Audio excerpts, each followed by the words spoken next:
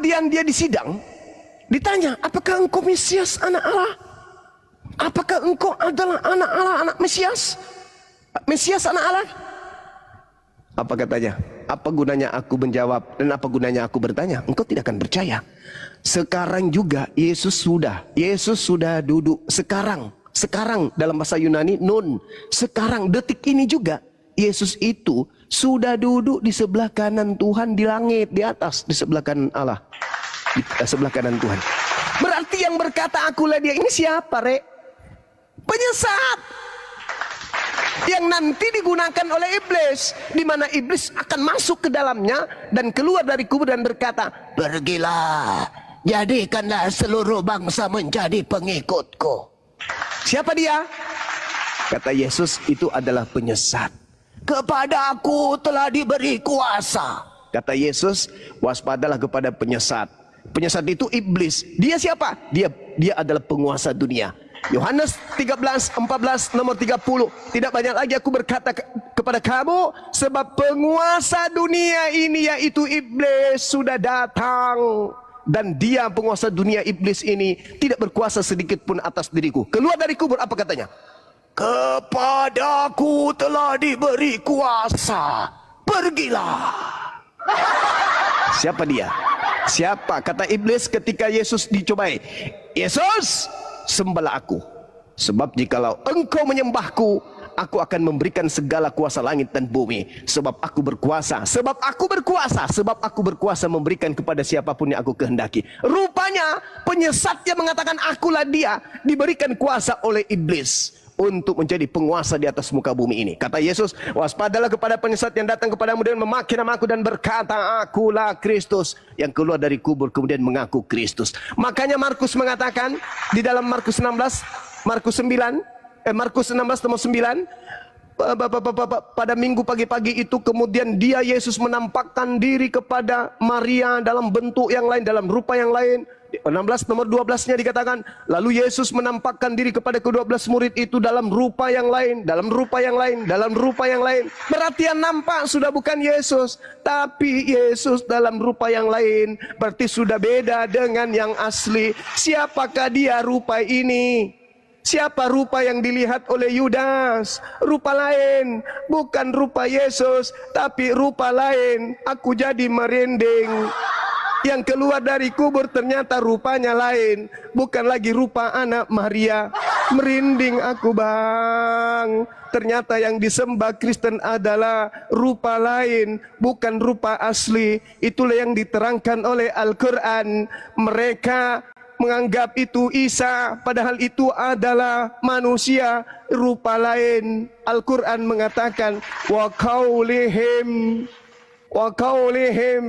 inna qatalnal masiha Isa bin Maryam Rasulullah wa ma qatalu wa ma salabu walakin syubbiha lahum wa innal ladzina ikhtalafu fi syakkim minhu ma lahum bi min ilmi illa ittiba'az zan wa ma qatalu yaqina.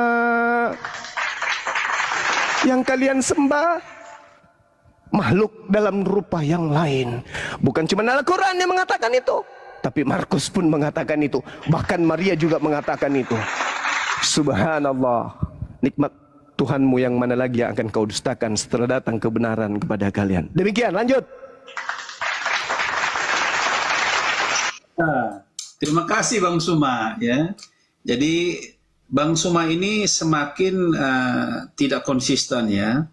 Jadi tadi mengatakan bahwa iblis telah menang karena iblis adalah yang telah mempunyai rancangan menyalibkan Yesus dan berhasil. Sekarang Bang Suma sampaikan lagi bahwa Yesus melarikan diri dan tidak disalibkan. Ya, itu jadi ketidakkonsistenan ini yang perlu Bang Suma berpikir kembali ya. Review kembali ya, terus baca lagi perdalam Alkitab biar lebih paham tentang apakah Yesus disalib atau tidak. Tadi saya sudah sampaikan bahwa saya tidak mengambil ayat ketika Yesus telah disalibkan. Saya mengambil ayat sebelum Yesus disalibkan.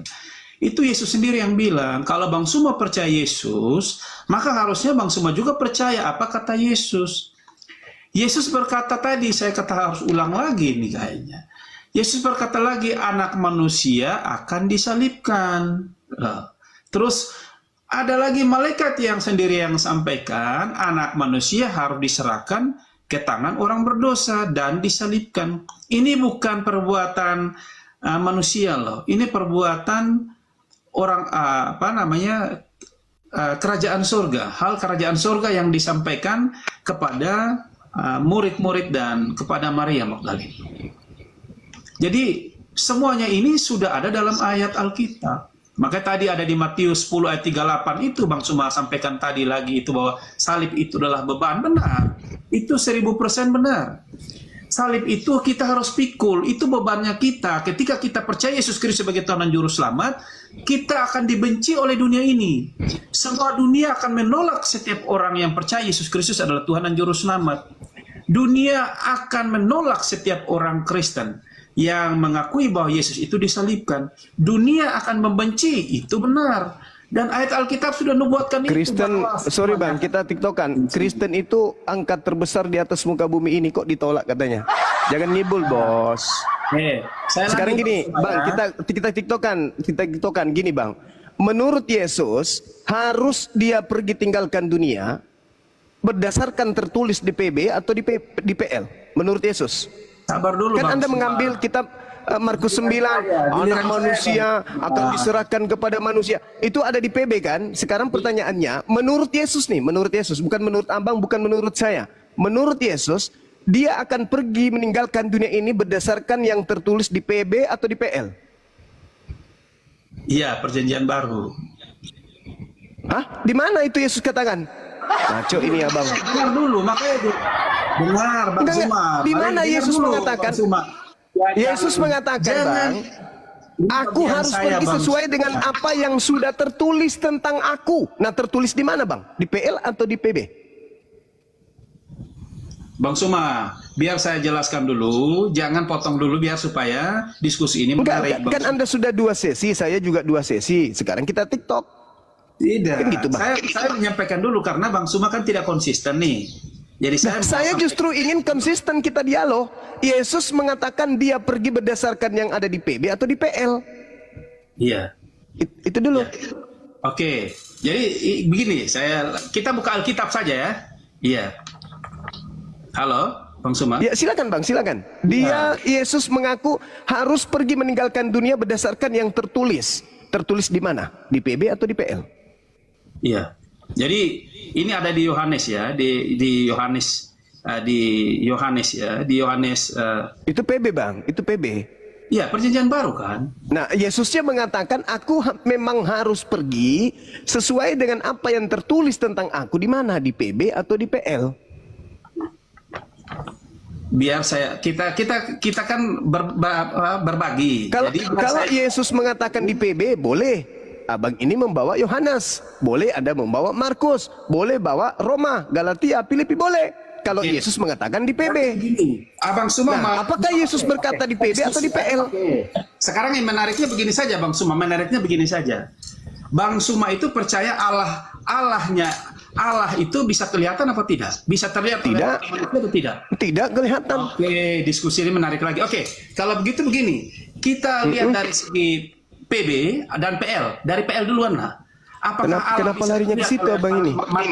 Mata manusia. Kata Yesus tidak. Bapak itu tidak bisa dilihat. Suaranya pun tidak bisa didengar. Kata Yesus, Bang. Oke. Tapi bukan tema kita, kayaknya bukan ke situ deh. Oke, Bang Suma yang mau menarik. Jadi supaya begini.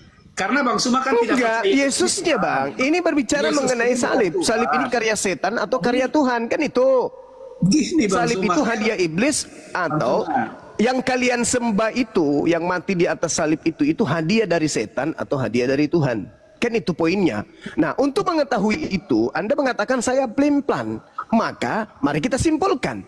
Menurut Yesus, jangan menurut Bang Suma, dia harus pergi meninggalkan dunia ini berdasarkan yang sudah tertulis di PB atau yang sudah tertulis di PL. Itu di situ kuncinya. Kalau tertulis di PB, oh Kristen betul. Tapi kalau Yesus mengatakan aku harus pergi sesuai dengan apa yang tertulis tentang aku di PL, maka celakalah orang Kristen ini. Silakan Abang, silakan. Ya, begini Abang. Jadi supaya Bang Suma juga bisa paham tentang, kalau sudah berbicara tentang menolak Yesus, maka kita lihat sajalah, karena pasti Bang Suma tidak percaya bahwa Allah, masa kau Allah manusia, Allah bisa kelihatan, karena jelas bahwa ini masalah penyaliban, Bang. Iya, jadi makanya kita berbicara itu dulu, biar supaya Abang Suma bisa paham bahwa apakah di dalam perjanjian lama itu Allah kelihatan, dan perjanjian baru juga itu Allah bisa kelihatan. Kalau Allah kita yang kelihatan itu sudah menurut gambar dan rupa yang sekarang hadirnya adalah Yesus Kristus yang terlihat, ya. Berarti jadi, Tuhan boleh dibunuh. Menurut Abang, apakah Tuhan boleh dibunuh? Oke, biar kita kembali ke perjanjian lama, apakah Allah itu bisa terlihat atau tidak? Kalau kenapa larinya ke situ? Allah tidak bisa terlihat kan? Kalau saya itu tema lain, Abangku, itu tema lain. Menurut Yesus, Bapa pencipta langit dan bumi itu tak terlihat. Berarti kalau Bang Suma percaya bahwa Allahnya perjanjian lama bisa dilihat dengan mata kosong, ya? Kata Yesus di kitab Saudara Yohanes 5:37, tak ada orang yang pernah melihat Tuhan. Begitu juga di dalam kitabnya Musa di kitab Keluaran 22. Tidak ada manusia yang bisa melihat Tuhan dapat hidup. Udahlah Bang, bukan tema kita itu. Bukan. Dan Yesus mengatakan Tuhan itu tidak bisa dilihat, kata Yesusnya. Iya. Yesus yang mengatakan itu. Jadi tema kita, yang ada di salib, yang kalian bikin di gereja, di rumah-rumah kalian ada patung melengket di tiang bentuk cross, itu hadiah dari setan kah itu? Atau hadiah dari Tuhan? Itu Bang, itu yang sedang kita bahas sekarang. Iya. Jadi bukan hadiah dari setan, ya. Tidak ada hadiah dari setan yang bisa bikin manusia. Berarti hadiah dari Tuhan. Berarti nah sekarang kalau hadiah dari Tuhan, tolong tunjukkan pengakuan Yesus bahwa dia memang harus pergi sesuai dengan tertulis di kitab perjanjian baru. Oke. Silakan. Oke Bang Suma yang ganteng. Kalau begitu begini aja lah. Kita baca Alkitab saja ya, biar jangan semakin banyak baca Alkitab pasti Bang Suma akan lebih paham. Gitu ya Bang Suma ya. Lukas 24 nomor 44, Matius 26 nomor 24. Tadi saya baca Alkitab, buka Alkitabnya itu. Lukas 22 nomor 22, Yesus mengatakan aku harus pergi sesuai dengan apa yang sudah tertulis. Tertulis di mana? Itu kuncinya. Iya. Jadi tertulis di mana, Bang? Iya. Tunggu.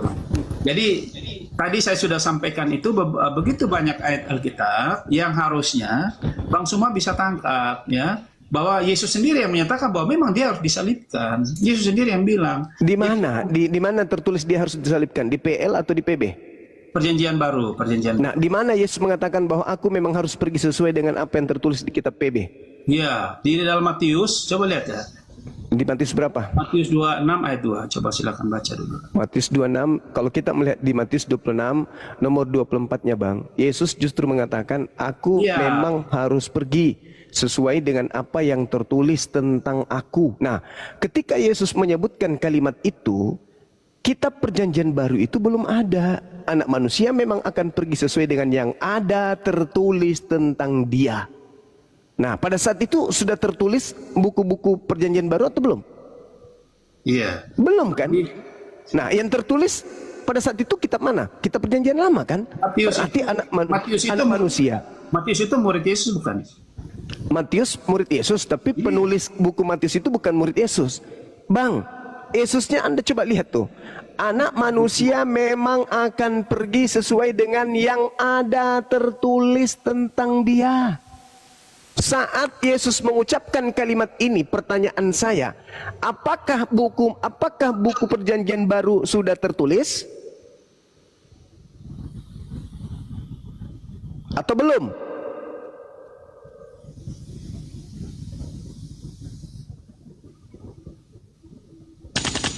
Halo, Bang Suma tanya saya. Iya dong. Apakah ketika Yesus mengatakan anak manusia memang akan pergi sesuai dengan yang ada tertulis tentang dia? Pertanyaan saya, apakah perjanjian baru sudah tertulis pada saat Yesus mengucapkan kalimat ini? Iya. Jadi Matius itu saksi hidup ya, saksi Kristus. Mati meja. Setiap apa yang disampaikan Kristus, Kacibaloga. iya. Setiap apa yang disampaikan itu yang dituliskan oleh murid-muridnya. Ya. Apakah sudah tertulis, Bang? Matius tertulis itu, buku Matius ditulis tahun 65, Bang. Iya. Yesus mengucapkan kalimat ini antara tahun 30 sampai tahun 33. Yang ada tertulis adalah perjanjian lama. Dan Yesus menyebutkan kitabnya dalam Lukas 24:44, memang anak manusia harus tergenapi semua yang tertulis tentang aku yang ada di dalam Taurat, kitab nabi-nabi dan kitab Mazmur. Disebut kok Yesus. Maka kepergian Yesus itu harus berdasar kepada kitab Mazmur, kitab Amsal, kitab-kitab terdahulu, bukan yang ada di dalam perjanjian baru, Bang. Ayolah, jangan gengsi terhadap kebenaran. Masa kami yang harus ngajarin Bible? Gitu loh. Jadi begini ya Bang Suma, biar diskusinya lebih enak tentang penyaliban itu, jangan lari kemana-mana dulu. Iya justru karena itu. Iya. Nah, Yesusnya harus pergi. Kan kalau berbicara mengenai penyaliban, itu berbicara mengenai kepergian Yesus meninggalkan dunia ini. Apakah dia pergi dengan cara ditangkap, disalib, dibunuh, dikubur, bangkit, lantas terangkat ke langit, atau tiba-tiba saja malaikat Tuhan turun mengangkatnya ke langit tanpa melalui kematian. Nah, itu yang kita bahas. Iya. Jadi Oke. Jadi tentang pengangkatan Yesus itu ada di Markus ya. Alamak, Yesus harus pergi meninggalkan dunia ini sesuai yang tertulis di dalam kitab Taurat, kitab Mazmur, bukan Markus, Bang. Alamak. Bang, Yesus itu hidup bersama dengan 12 murid. Yesus mengatakan, aku memang harus pergi sesuai apa yang tertulis tentang aku di dalam kitab Mazmur. Bukan di dalam kitab Markus. Mazmur, Bang, Mazmur, bukan Markus. Kesalahan fatal yang dilakukan oleh saudara Kristen ketika berbicara mengenai penyaliban selalu mengarah kepada perjanjian baru. Sedangkan Yesus mengatakan, aku akan pergi meninggalkan dunia ini sesuai dengan apa yang tertulis tentang aku di dalam kitab Mazmur. Kacibaloga, Bang. Iya.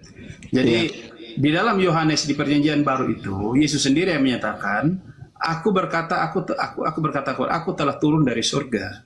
Ya. Astagfirullahaladzim. Ya Allah ya Karim. Setiap orang mengikuti aku di depan manusia, aku akan mengakuinya di depan Bapakku yang di surga. Itu Allahu Akbar. Yesus mengakui dia harus pergi meninggalkan dunia ini berdasarkan apa yang tertulis di dalam kitab Mazmur. Anda akui enggak? Enggak kan? Berarti Anda enggak akan diakui di hadapan Tuhan. Kok justru saya yang mengakui Yesus, Anda tidak? Gimana ini, Bang? Iya. Jadi Iya. Halilintar. Karena kalau Bang Suma silakan Bang Suma membuktikannya di mana itu di Mazmur yang mana yang Oke, gitu dong. Jangan gengsi abangku. Yesus mengatakan di dalam pengakuannya sendiri, aku tidak akan mati. Aku tidak akan mati. Ini kubacakan pengakuan Yesus. Di dalam kitab Mazmur, Yesus berkata, aku tidak akan mati, tetapi hidup. Tangan kanan Elohim berkuasa meninggikan. Tangan kanan Elohim melakukan keperkasaan. Aku tidak akan mati, tetapi hidup. Dan aku akan menceritakan perbuatan-perbuatan Tuhan. Tuhan telah menghajar aku dengan keras, tetapi Tuhan tidak menyerahkan aku kepada kematian. Bukakanlah aku pintu gerbang kebenaran. Aku hendak masuk ke dalamnya, hendak mengucapkan puji syukur kepada Tuhan. Inilah pintu gerbang Tuhan. Orang-orang yang benar akan masuk ke dalamnya. Aku bersyukur kepadamu, sebab Engkau telah menjawab aku dan telah menjadi keselamatanku.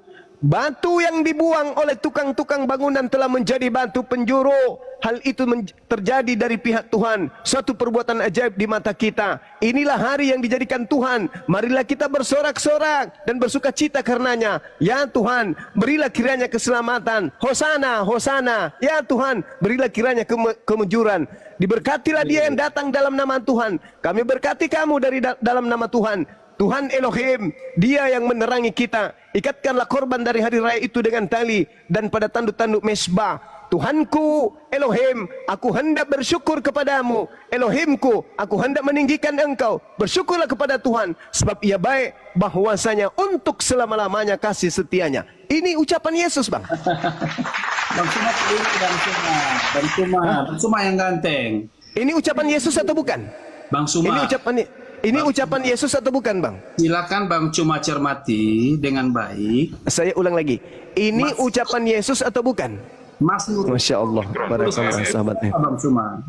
Saya ulang lagi pertanyaan saya, Bang. Ini ucapan Yesus atau bukan? Pertanyaan saya, yang tulis Mazmur itu siapa, Bang Suma? Daud. Iya. Terus? Nah, Yesus mengatakan apa, Bang? Harus digenapi semua yang tertulis tentang aku di dalam kitab Mazmur. Iya. Nah. Terus? Betul. Berarti ini untuk siapa ini? Ini dalil untuk siapa? Iya. Iya. Mari kita buka Mazmur. Yang tadi Bang Suma bilang yang di mana, ayat berapa Bang Suma? Biar saya baca. Mazmur 118, Anda boleh cross check di dalam Kisah Para Rasul 11, Kisah Para Rasul 4 nomor 11. Yesus adalah batu penjuru yang dibuang oleh tukang-tukang bangunan. Betul? Berarti Mazmur 118 ini Yesus. Iya. Karena di situ berarti aku tidak akan mati. Itulah yang tadi yang saya bilang, Bang Suma. Aku tidak akan mati, abangku. Aku tidak akan mati, tetapi aku tetap hidup. Ini maksudnya apa? Ini disalib atau tidak? Benar. Ini disalib atau tidak? Itu 1000% benar, Bang Suma. Oke. Berarti yang mati disalib siapa? Mazmur 118 ayat 22 sampai 23 itu tentang batu penjuru. Terus lihat juga di dalam Matius 21 ayat 42. Sabar. Ketika dia mengatakan aku tidak akan mati. Ini siapa yang tidak akan mati? Ya Yesus. Terus yang mati disalib siapa? Ya, karena dia dibangkitkan, Bang Suma, pada hari ini. Aku tidak akan mati, Bang. Abang, aku tidak akan mati. Maksudnya mati atau tidak? Iya, dia mati tapi bangkit kan? Lah, ini aku tidak akan mati. Dia dibuatkan. Jadi begini, Bang Suma. Aku tidak akan mati. Maksudnya apa ini, Bang? Bang Suma, dengar dulu Bang Suma. Bang Suma yang ganteng. Karena Bang Suma ambil Mazmur 118 ayat 22 sampai 23. Bukan, Bang, ini satu perikop. Satu perikop dari nomor 1 sampai selesai nomor 29. Semua untuk Yesus. Itu berbicara tentang nyanyian puji-pujian. Iya, untuk Yesus ini pujian untuk Yesus. Benar sekali. Sekarang di situ dia mengatakan, aku tidak akan mati.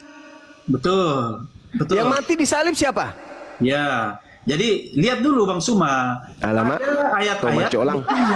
Bang Suma. Silakan baca Kisah Rasul lagi, Kisah Rasul 4 ayat 11. Saya tidak peduli itu, abangku. Ketika dikatakan Kisah Para Rasul 4 nomor 11, Yesus adalah batu penjuru. Yesus adalah batu penjuru. Berarti yang ada di Mazmur 118 ini itu adalah Yesus.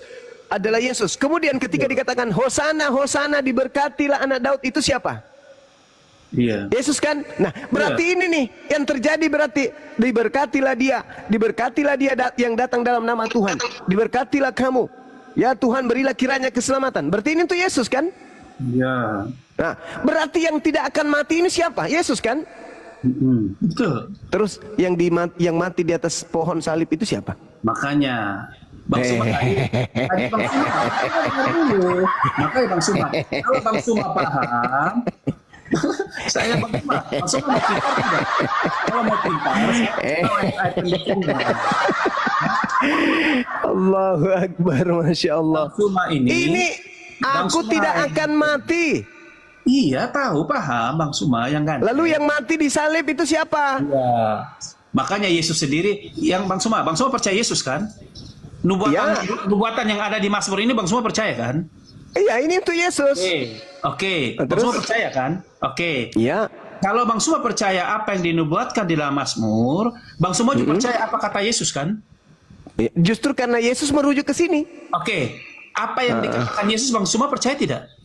Iya, saya percaya. Amin. Oke, kalau begitu terus? Bang Suma yang ganteng, Yesus sendiri yang menyatakan anak betul. manusia akan disalibkan. Bang Suma percaya tidak? Saya percaya karena Yudas juga anak manusia. Berarti disalibkan kan? Yudas anak manusia enggak? Oke, dan Enggak, Bang aku Suma tanya percaya dulu. tidak? Yudas anak manusia atau bukan? Bagaimana? Yudas anak manusia atau bukan? Iya, anak manusia. Oke, udah. Nah, terus apa Bang Suma masalahnya? juga anak manusia. Bang Suma juga sama. Iya, masalahnya Yesus anak manusia, Yudas juga anak manusia. Iya. Oke? Nah, Saya juga sekarang anak Yesusnya mengatakan aku tidak akan mati. Berarti anak manusia yang dimaksud di situ disalib siapa? Ya anak manusia Yesus. Yesus manusianya mati. Manusianya mati, Yesusnya bangkit. Kan begitu. Bangkit dengan tubuh kemuliaannya. Makanya nanti Gimana ceritanya? Gimana ceritanya? Ada nubuat untuk Yesus, aku tidak akan mati. Ada juga nubuat orang fasik akan mati menggantikan dirinya. Loh kok jadi Yesus yang disalib? Inilah yang saya katakan saudaraku, Kristen ini adalah pahlawan-pahlawannya setan. Berdasarkan Bible. Iblislah yang menjadi bapakmu dan kamu mau melakukan keinginan-keinginan bapakmu. Atas keinginan siapa kalian memaksakan Yesus harus mati? Sementara Yesus mengatakan aku tidak akan mati. Yesus sendiri yang bilang, Bang Suma, Yesus sendiri yang menyatakannya bahwa dia akan mati, dia akan disalibkan. Anak manusia, Bang, anak manusia. Iya. Yesus anak manusia itu manusia. Kalau anak manusia itu apakah cuman Yesus? Semuanya, Bang Suma anak manusia. Berarti tidak Kalau mesti Yesus. Yesusnya akan pergi meninggalkan dunia berdasarkan apa yang tertulis di Mazmur. Dengar baik-baik Bang Suma yang ganteng. Astagfirullahaladzim, masolang generasi. Kalau Yesus tidak datang sebagai anak manusia, ya dalam kemuliaannya tidak mungkin semua manusia ini mampu. Aduh. Maka Yesus sendiri bilang, aku telah turun dari surga. Bang Suma, Bang Suma, biar Bang Suma paham, ini bahan referensi buat Bang Suma lagi. Silakan Bang Suma baca lagi. Sombongnya minta ampun. Saya tidak sombong, Bang Suma. Anda ingin mengajari saya, Bang Suma berusaha belajar Alkitab, tapi Bang Suma kurang referensi. Jadi saya kasih tahu referensinya. Bang Suma tidak paham. Di dalam Mazmur 118 itu Bang Suma antar, tetapi Bang Suma harus kawinkan dengan banyak ayat-ayat Alkitab lagi. Ada di Matius juga menguatkan itu. Ada di Lukas. Ya, Matius 21 ayat 42 menguatkan itu. Lukas 20 ayat 17 menguatkan itu. Kisah para Rasul, Kisah Rasul 4 ayat 11 menguatkan itu. Abang, Yesus hanya merujuk ke kitab Mazmur. Yesus hanya merujuk ke Mazmur, tidak merujuk ke kitab Perjanjian Baru. Yesus tidak memiliki Kisah Rasul siapa yang tulis? Tidak ada pengajaran Yesus tentang kitab Perjanjian Baru, Bang. Yesus konsentrasinya Perjanjian Lama. Berarti Bang Suma begini, Bang Suma tidak lagi konsisten. Bang Suma percaya bahwa apa yang dikatakan Yesus itu ada di Mazmur. Iya, Yesus yang mengatakan, Bang, mengenai kepergian. Bang Suma percaya, kepergian. Berarti Bang Suma percaya bahwa Yesus itu telah ada sebelum Abraham ada. Karena Yesus sudah ada sebelum dia lahir. Kan di Daud, Mazmur yang tulis Mazmur itu Daud. Iya. Petrus mengatakan, Bang Suma konsisten Bang Suma, nanti Bang Suma blunder sendiri Bang Suma. Bisa nggak diturunkan aja monyet ini, turunkan aja, nggak ada ilmu, sombong tapi Bang Suma nggak ada ilmu, makanya mau turunkan saya. Ke gereja aja, ke gereja Bang, ke gereja. Makanya harus pintar Bang Suma. Abang di gereja, kalau mau menipu di gereja, jangan di hadapan saya. Orang bodoh, sombong, bahlul itu paling anti sama saya, itu paling anti saya sama orang bodoh, bahlul lagi sombong. Saya paling anti. Mending saya berbicara sama monyet daripada saya berbicara manusia bodoh bahlul. Gitu ya. Maaf ya. Abang belajar dulu baru datang lagi hadapi saya kalau mau belajar Bible. Jangan Anda berpikir karena Anda Kristen Anda lebih tahu isinya Bible. Enggak. Menyebut Bible aja Anda tak bisa.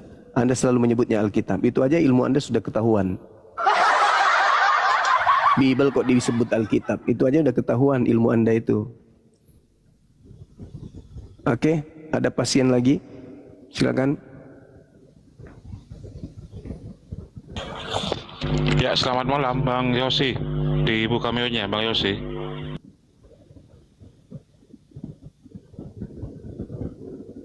Bang Yosi, selamat malam. Bang Yosi, silakan dibuka mute-nya. Selamat malam. Ya, silakan Bang Yosi. Diskusinya Bang Sumama tadi bagus, cuman akhir ditutup dengan hal yang buruk. Nggak suka saya Bang, kalau orang sombong nggak suka. Maksudnya saya ngajak teman kita tadi tuh TikTok untuk mengajak memberikan edukasi kepada yang mendengarkan. Tapi dia merusak diskusi ilmiah ini dengan congor. Mending dia turun, ngapain dipertahankan? Kalau mau menang kalah bukan sini tempatnya. Kita mau mengajarkan sesuatu yang positif kepada anak bangsa. Terlepas saya Islam, tapi karena saya belajar. Bukankah orang belajar itu yang menemukan sesuatu yang baru? Meskipun sesuatu itu bukan miliknya. Contoh misalnya nih, ada kuasa hukum yang sedang diberikan kepercayaan untuk menjelaskan satu perkara. Bukan milik dia, tapi dia mengkaji, dia belajar berdasarkan data-data yang ada. Akhirnya kuasa hukum ini lebih mengetahui produk tersebut daripada yang punya. Karena seorang kuasa hukum akan mendudukkan pasal, butir, bab, dan seterusnya pada kaidah-kaidah yang sudah ditentukan. Sehingga butir-butir pasal-pasal ayat-ayat yang ada itu sama kedudukannya seperti apa yang tertuang di sebuah kitab suci. Seperti itu Bang. Jadi tidak bisa lagi diganggu-gugat. Pasal sekian, bab sekian, ayat sekian beda dengan saya, beda juga di sana, nggak bisa. Setiap undang-undang, bab, pasal, ayat, butir sama, maka bunyinya sama. Begitu. Nah, sialnya ketika saya berdiskusi dengan saudara saya Kristen, kebanyakan mereka itu lebih mengedepankan dogma doktrin, kepercayaan saja, tanpa mereka kemudian bisa membuktikan data akuratnya. Contoh abangku, Anda kan nyimak tadi tuh. Saya bertanya, Yesusnya harus pergi menurut Yesus berdasarkan ketetapan atau apa yang tertulis tentang dia di dalam PB atau di PL. Dia nggak bisa menguraikan secara ilmiah. Yang ada hanya yuhadi'unallaha walladzina amanu wa ma yakhda'una illa anfusahum wa ma yash'urun. Mereka orang kafir dipastikan hanya ingin menipu Allah dan menipu orang-orang beriman, padahal sesungguhnya mereka hanya menipu diri mereka sendiri. Terbukti bukan Al-Quran itu? Nah, kaidah dalam Al-Quran, wahai orang beriman, janganlah kamu berdebat dengan ahli kitab, kecuali dengan cara yang baik. Illalladzina zalamu minhum, kecuali terhadap orang-orang zalim yang ada di antara mereka. Nah, kalianlah itu yang dimaksud. Kau kan cuma botol kau bangsat, babi kau. Jangan diturunkan. Jangan diturunkan. Jangan diturunkan. Gitu ya, Bang. Babi. Iya. Silakan Monyet Bang, silakan. kau. Ya ngomong terus. Jangan turun Diam. di sini aja. Maki-maki aja terus, silakan. Saya kasih waktu Anda memaki saya 10 menit. Goblok Silakan. kau, membahas Lanjut, pasal yang lain kitab diam. kau bangsat. Babi kau. Terus Bang, terus Bang. Nggak usah Puaskan, bahas pasal kitab monyet. puaskan amarah Abang. Kau nggak akan mengerti Alkitab. Jangan di-mute biar Bahas- puaskan Bang, puaskan. Nanti kalau Bahas sudah agak-agak Quranmu ini itu yang berasal dari Gua Hira. Ngerti? ya, biar terus. Nanti kalau udah habis amarahnya baru Waktu kita diskusi. Muhammad bertapa di Gua Hira, apakah makhluk itu memperkenalkan diri? Terus Bang, terus. Jawab. Terus maki-maki aja dulu. Nanti kalau Abang sudah Maki-maki monyet kau, ya bangsat. maki. Nanti kalau sudah tidak emosi, kalau sudah tidak emosi baru diskusi. Ayo. Terus. Soal kau membahas Alkitab, roh setan Bang, yang terus, ada Bang. padamu. Iya, terus Bang. Bukan roh Allah. Roh Allah baru membahas Alkitab yang benar. Ini Terus? notabene Alkitab kau nggak ngerti. Dibilang Alkitab merampok, merapa? Kau itu baru kemarin kau lahir. Setelah lahir kau banyak masalah. Mengatakan Allah nggak boleh, mengatakan Alkitab nggak boleh. Tolol kau, Ya, sebelum terus? kau lahir nggak ada perdebatan ini, ngerti nggak? Setelah ada Sudah, Bang. kau itu teroris monyet. Waduh. Biarin nggak apa-apa. Gimana bang? Saudara Edi udah, marahnya udah bang? Udah. Ya jangan bahas Alkitab itu. Kenapa bisa ada larangan? Ada tertulis di mana di dalam Bible Iya. larangan membahas Karena Bible? kau nggak mengerti Alkitab. Oke, berarti abang yang ngerti, saya tidak. Ya, saya ngerti. Oke, Kau kan baik. nggak- Bolehkah nggak saya mengimani, bertanya? kan? Bolehkah Kau saya nggak bertanya? mengimani, kan? Saya mau belajar Bible, boleh? Belajar boleh, tapi jangan Oke, kau baik. memframing. Masya Allah. Terima kasih Bang Edi. Jangan kau memframing. Abangku yang baik. Masya Allah. Terima kasih. Anda sudah mengizinkan saya belajar Bible kepada Sedangkan Bang Edi. Alkitab, Quran, kami bahas, kamu marah. Apakah saya sudah Kau boleh bilang belajar sama menista. Abang? Abang, bolehkah saya belajar sama Abang Bible? Kau belajarlah, belajar sendiri. Ini akibatnya saya Ya, belajar apa sendiri yang kamu- akibatnya begini. apa yang nggak kamu Abang tahu kejang-kejang boleh jadinya. tanya. Halilintar. Gimana? Halilintar, Saya mau belajar sama halilintar. Bang Edi. Kau sok-sokan Saya mau belajar Bang. memperintah orang lain selalu kau itu. Sok-sok Boleh nggak tahu. saya belajar sama Bang Edi? Kok jadi Ada takut? roh Allah padamu? Mm-mm. Roh aja nggak, Allahmu aja nggak punya roh. Mana kau mengenal roh? Ah. Boleh saya belajar sama Abang Edi? Apa yang kau tanya? Oke, baik. Begini Bang, saya menemukan data di dalam kitabnya saudara saya Kristen, Bang Edi, di dalam Yohanes 4, nomor 24, ternyata Tuhan yang Anda sembah itu hakikatnya roh, betul? Ya, Yohanes 4 ayat 24, Allah itu ada roh. Terus, Oke. Nah, kalau hakikat iblis apa Bang? ku hakikat iblis menjahat seperti kau. Enggak, Kau seperti kau. saya bertanya abangku, saya Ya, bertanya. iblis Bang. itu kan seperti waktu Adam, ya, diputar balikkan apa itu ayat itu, diputar Iya. balikkan kata-kata, jangan makan buah ini. Apa kata iblis?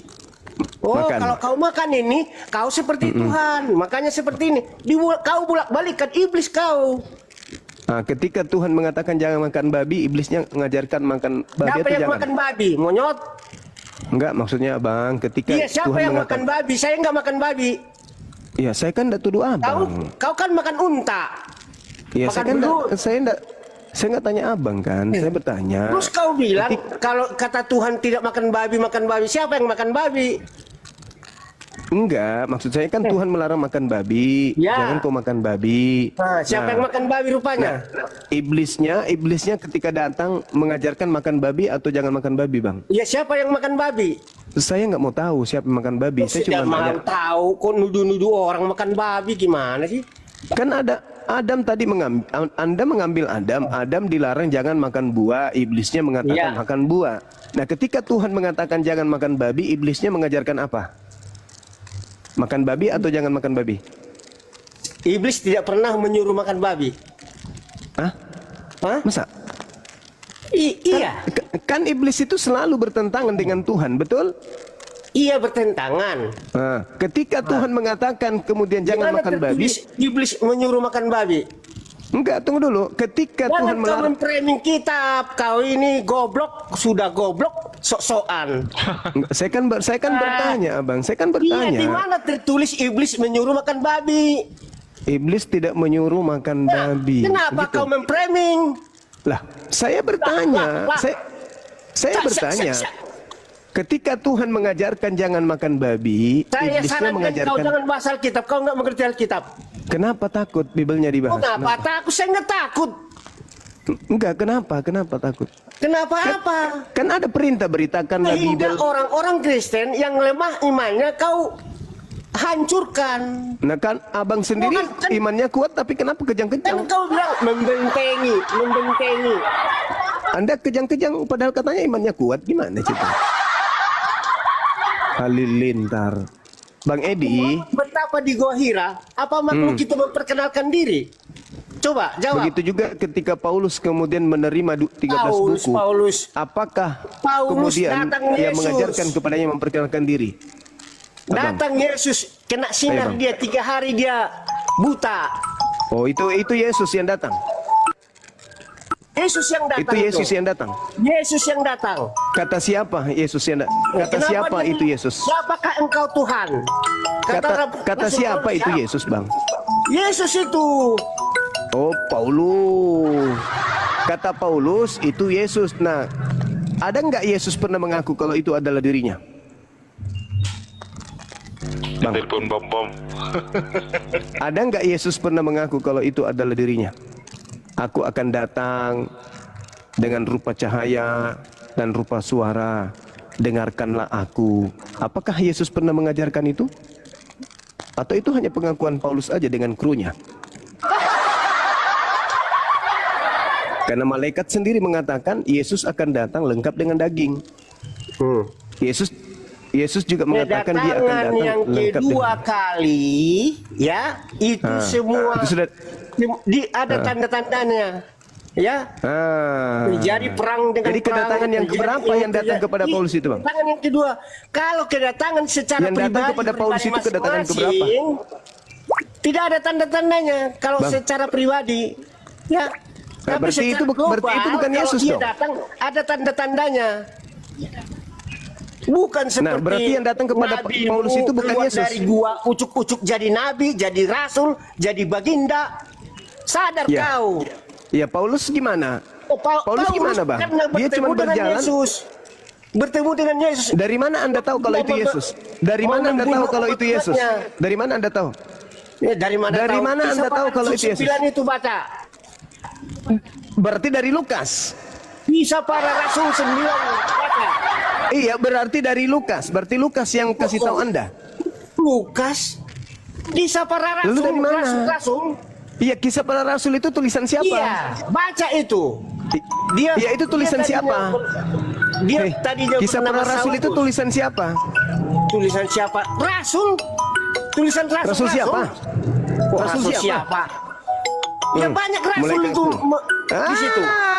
Ketahuan ilmunya nggak ada. Dia nggak tahu siapa penulis kisah para rasul. Kecuil. Ya, untung monyot. Dia tidak tahu siapa penulis kisah para rasul. Rasul. Rasul siapa? Rasul Paulus. Untung.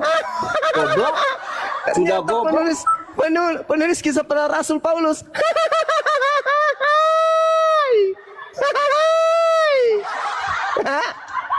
Ini yang mau menghadapi Bang Suma.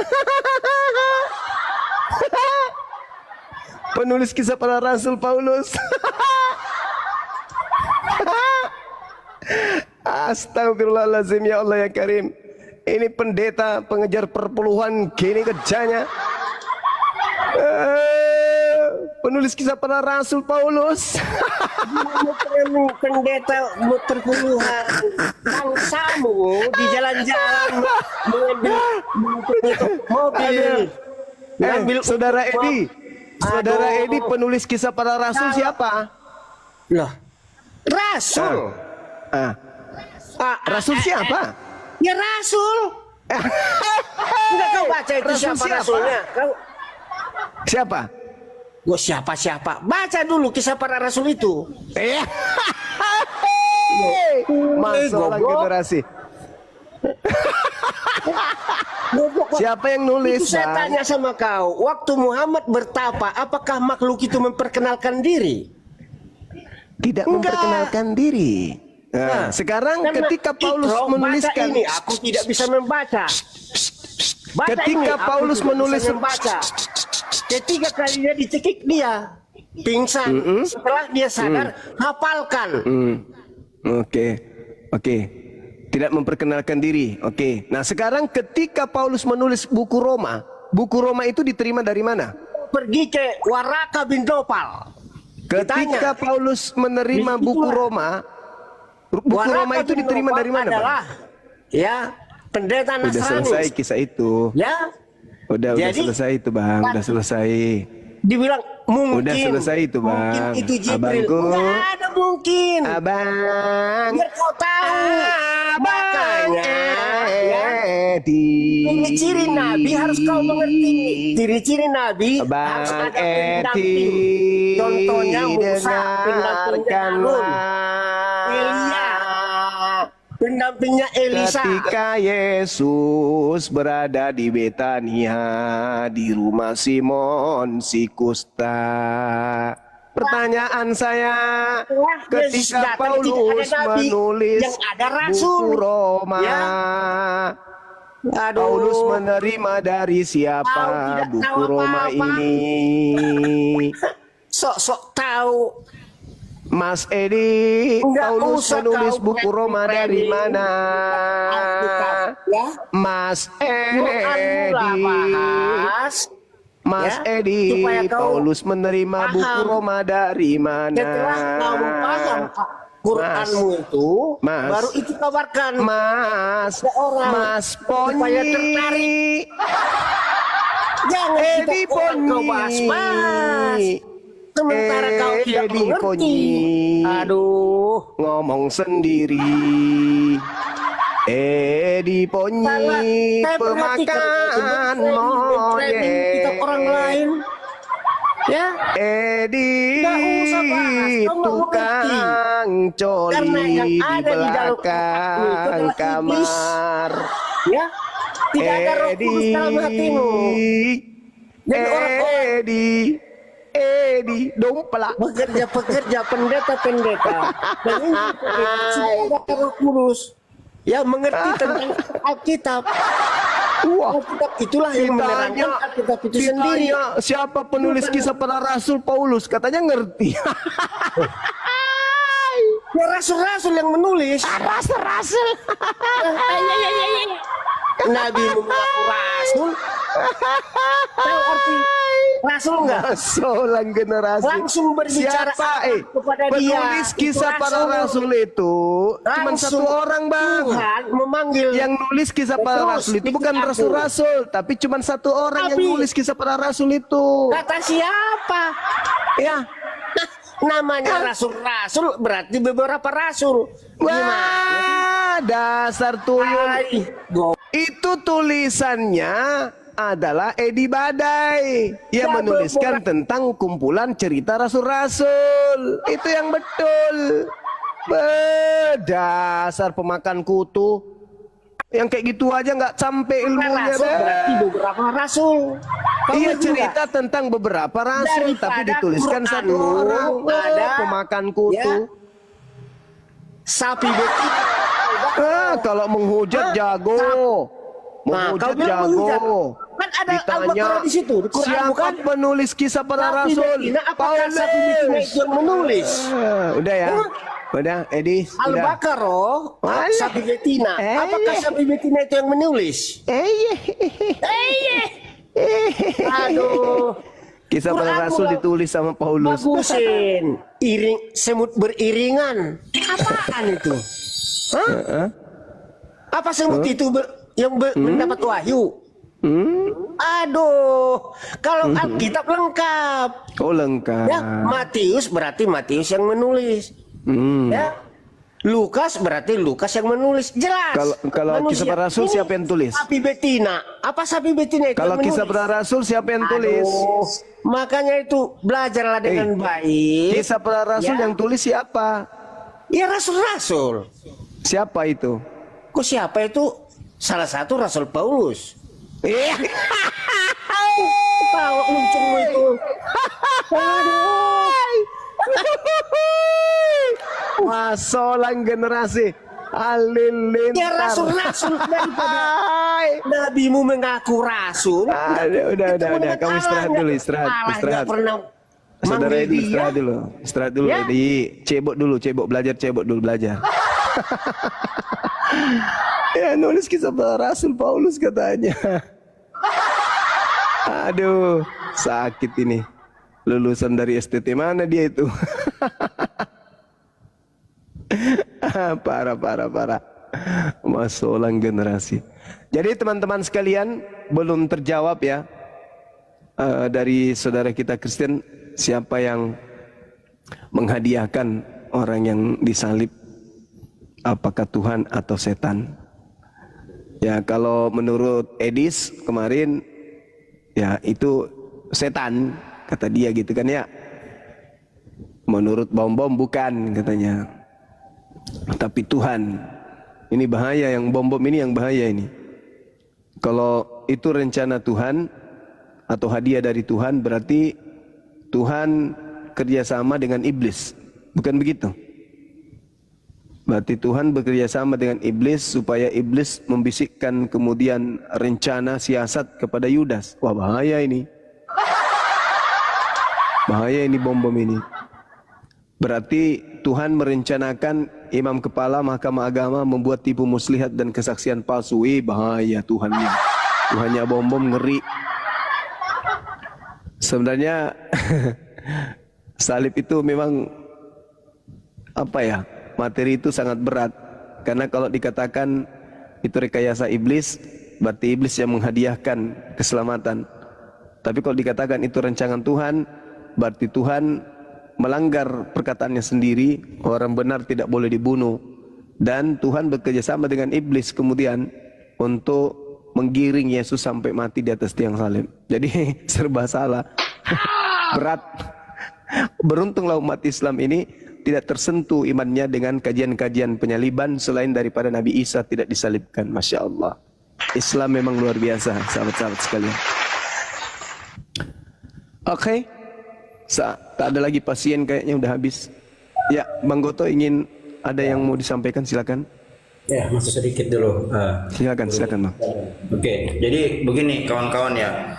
Saya berkali-kali berkata bahwa ketika kita melihat Yesus dan murid-muridnya, kita harus melihat mereka dari budaya Yahudi ya, atau tradisi Israel ya. Kita tidak bisa melihat mereka dari tradisi luar atau apalagi tradisi Yunani, kan begitu. Saya akan mengangkat salah satu budaya ya, dalam budaya Yahudi di mana memang budaya Kristen atau otoritas Roma pada saat itu sudah mengasimilasi paksa budaya Yahudi lalu mendirikan sekte yang bernama Katolik, kan begitu. Nah, ada salah satu budaya yang sangat disucikan oleh orang Yahudi, itu namanya budaya Yom Kippur ya.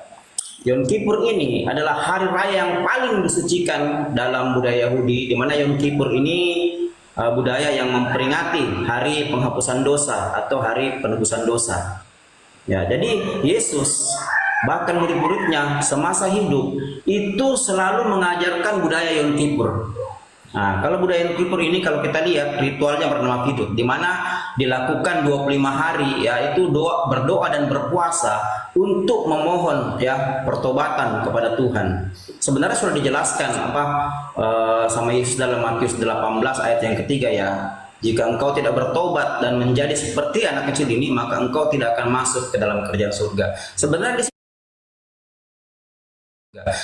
di sini Yesus mengajak ini bukan hanya mematikan budaya Yahudi, bukan hanya menghancurkan budaya Yahudi, tapi juga menghancurkan semua Injil-Injil yang ditulis oleh orang-orang dekat Isa atau Yosua HaMasiah. Begitu banyak pada saat itu kisah-kisah di abad pertama, ya, bahkan aliran-aliran yang lahir di abad pertama, ya, sampai abad kedua, ini diapokrifakan, disembunyikan oleh Roma, dan begitu. Ini yang masalah ketika mereka mengimani satu kitab yang bukan berasal dari abad pertama. Sementara ya kitab-kitab abad pertama pun kalau kita lihat ya, itu penempatan namanya saja, contoh Injil sinoptik ya, Matius, Markus, Lukas. Ini bukan Matius yang menyematkan namanya, bukan Markus, bukan Lukas, tapi seorang yang bernama Papias, rekan sejawat Polikarpus. Itu yang masalah. Papias ini adalah salah satu bapak gereja yang paling tua ya, bapak gereja yang usianya paling tua. Beliau itu lahir tahun 55 Masehi, pada saat surat Korintus itu ya mulai ditulis oleh Rasul Paulus, lalu beliau wafat tahun 151 ya, jadi kurang lebih usianya itu 96 tahun baru beliau meninggal ya. Nah, ini yang menulis yang menyematkan, yang memberikan Injil sinoptik Matius, Markus, Lukas itu bukan Matius, Markus, Lukas, tapi seorang yang bernama Papias. Sementara untuk Injil Matius, Markus, Lukas, Yohanes ini pun bukan Yohanes yang memberikan nama, tapi seorang yang bernama Sanctus Irenaeus yang saya sebutkan tadi namanya, yang mengarang buku Adversus Heresis. Beliau yang lahir di tahun 130, wafat tahun 202 Masehi ya. Tahun 180 beliau menyematkan nama Matius, Markus, Lukas, Yohanes. Bahkan Injil-Injil ini pun sudah tamat di tahun 303 pasca edik Diocletianus. yang disembunyikan, lalu dibentuk satu kitab baru atas perintah Konstantin setelah menyaring 50 kitab hasil genosida. Kan luar biasa. Saya kan berkali-kali katakan bahwa salah satu penyakit Roma menurut tulisan sejarawan Herodotus ya,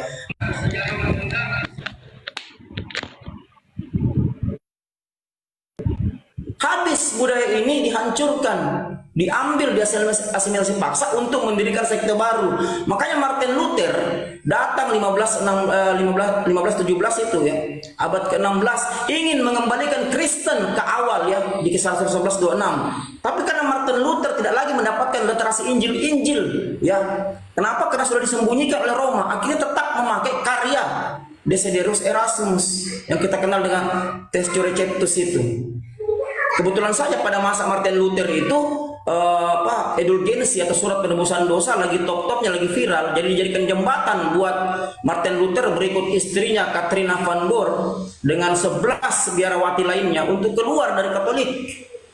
Kan begitu sejarahnya. Jadi memang ini kalau kita lihat ya, mereka mengimani kitab yang sama sekali tidak ada hubungannya dengan Yesus, murid-muridnya, bahkan Paulus sendiri.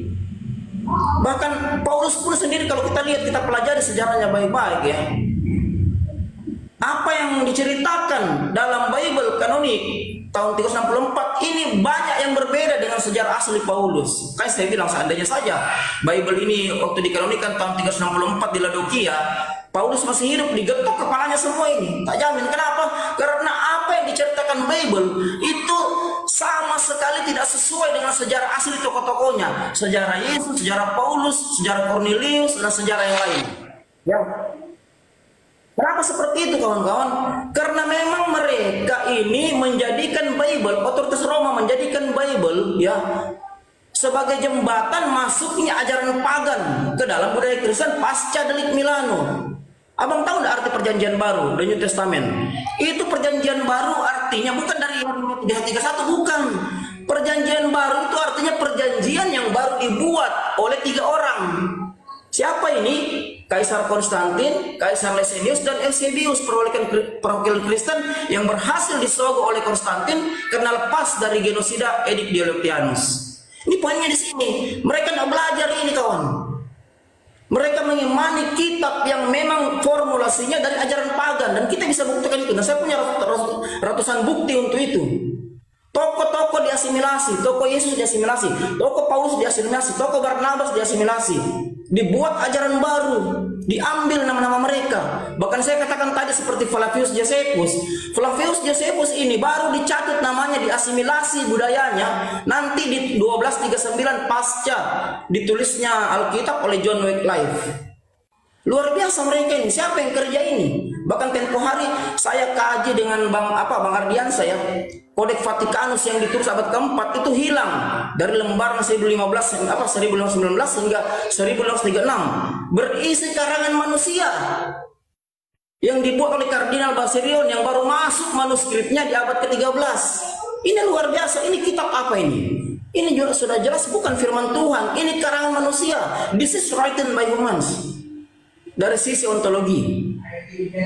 Jadi ini yang mereka tidak pernah pelajari. Mereka hidup di bawah doktrin dogma, bukan di bawah akal sehat. Kenapa? Kalau abang pelajari nubuatan-nubuatan, sebenarnya mereka sudah dinubuatkan. Saya pernah berucap berkali-kali ya dalam buku karangan John Barton Payne itu ya. Dalam perjanjian lama mereka itu ada 1239 nubuatan-nubuatan. Ya, itu perjanjian lama, itu perjanjian baru ya. Kalau abang buka Ulangan 28 ayat 28, lalu abang belajar sejarah, abang akan tahu Ulangan 28 ayat 28 itu adalah nubuatan untuk orang Kristen. Dan saya bisa buktikan itu. Kalau mereka bantah, saya bisa buktikan baik dari data internal maupun eksternal. Silakan siapa yang bisa buka Ulangan 28 ayat 28 baru dibacakan. Kalau perlu baca keras-keras. Nubuatan ini untuk mereka Roma di abad ke-4, di mana mereka sudah mempengaruhi kognisi kognitif ya. Tahu kognisi kognitif ya?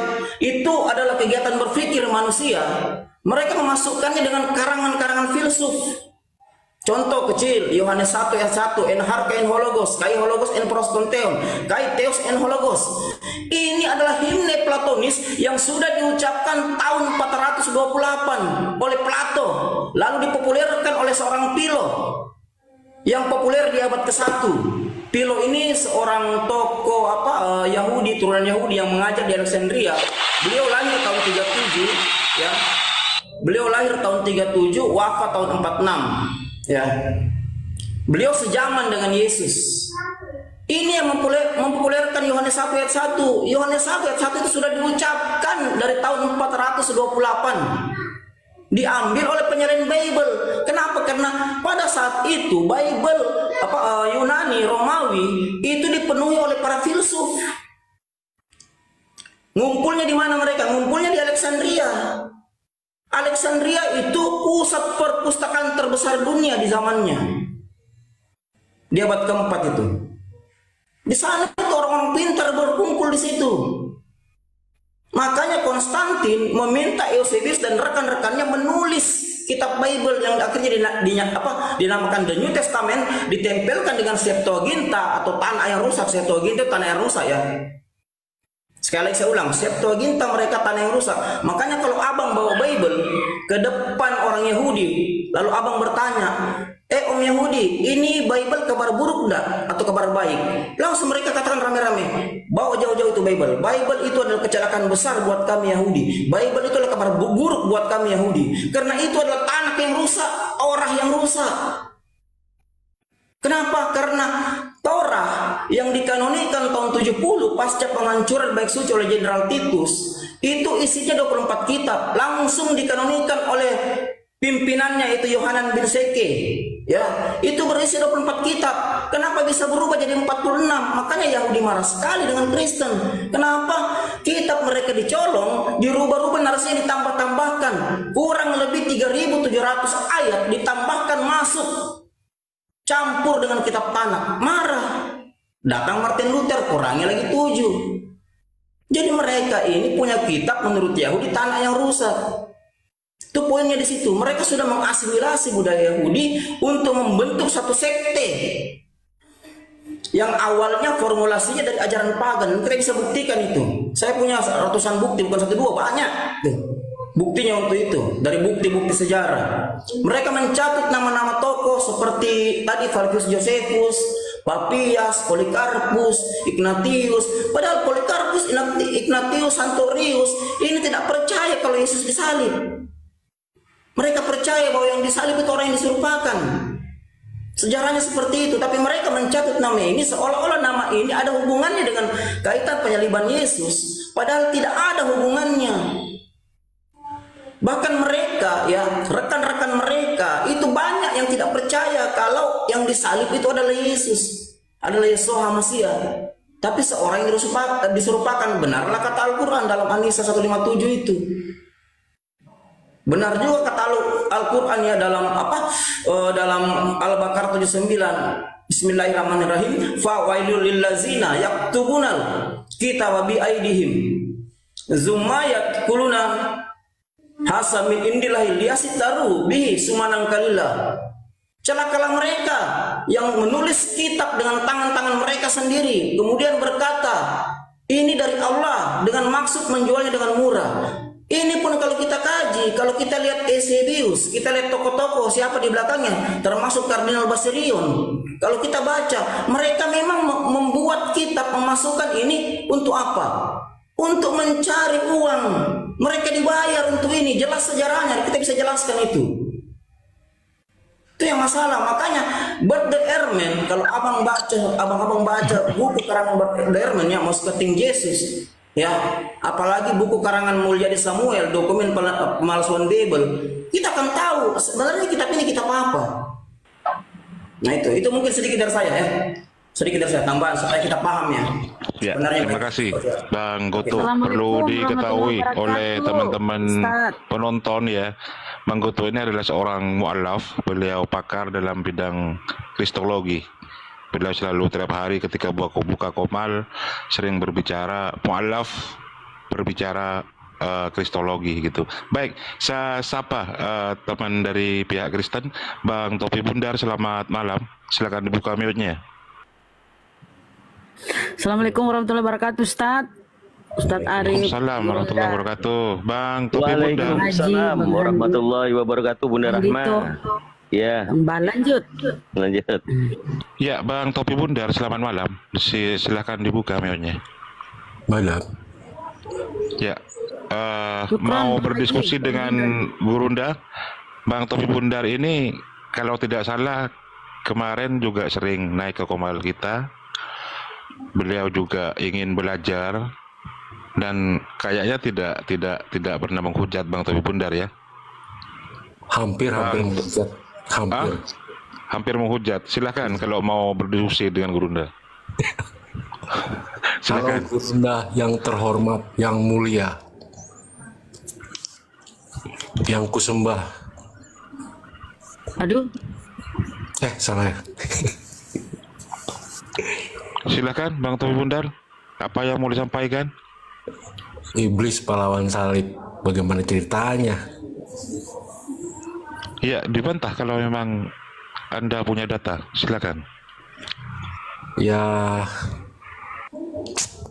Musa kan membuat salib, lalu dibuat ular gitu.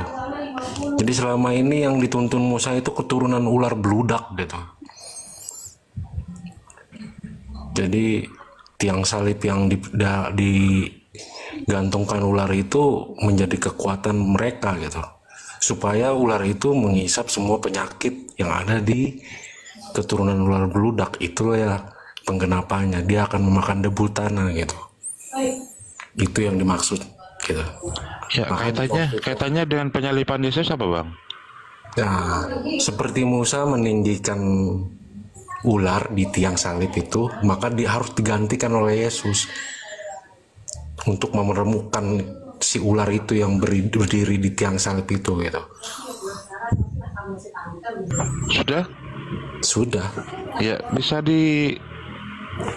tanggapi Gurunda mungkin?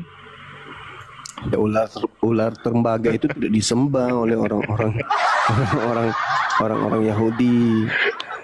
Bedanya dengan Kristen menyembah kemudian korban yang ada di salib.